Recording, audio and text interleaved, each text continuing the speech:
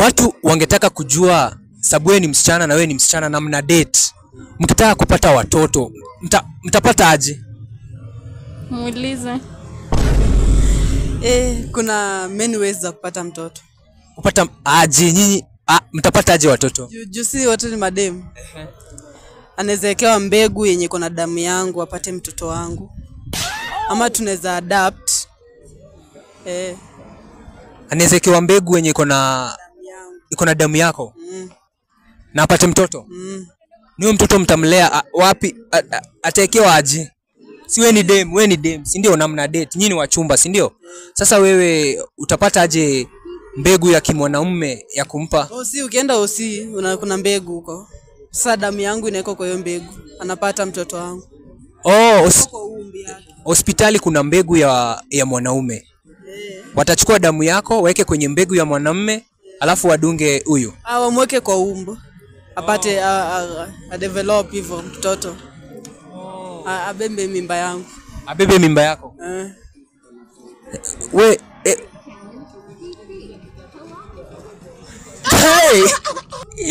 Wewe. Hivyo ninaendaga? Ama tuna adapt. Ama mna adapt? Kama yeye hataki kujifungua tuna adapt. Katoto kadogo tunalea. Mnakalea? Wewe. Na wazazi wanasemaje? Wanajua mna date nyinyi wawili? Ama nyinyi mko sawa? Si tuko tu sawa. Wazazi wako ama hawako? Wako mpeje wewe.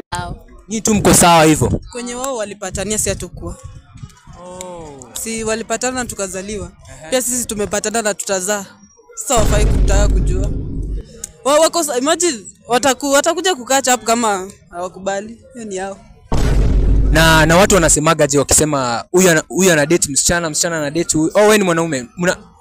Watu wanasemaga aje hapa nje? Most of the people hawajui kama mimi ni dem in short. Hawajui kama wewe ni dem. Lakini kisura nimetoboa sasa wanaona mimi dem.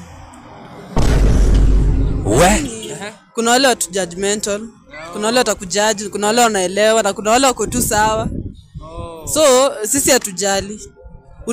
Utakosa kupenda mtu mwenye unapenda juu ya watu. Huwezi. You can't. Huwezi kujikataza. Mimi siwezi jinyima kupenda juu ya watu. Kwa hivyo watu waseme kenye watasema. Waongee. By the watu wangu waongea. Wanaongea sana.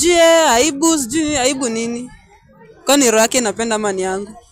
Kwa hivyo ushapenda msichana kabisa? Aya.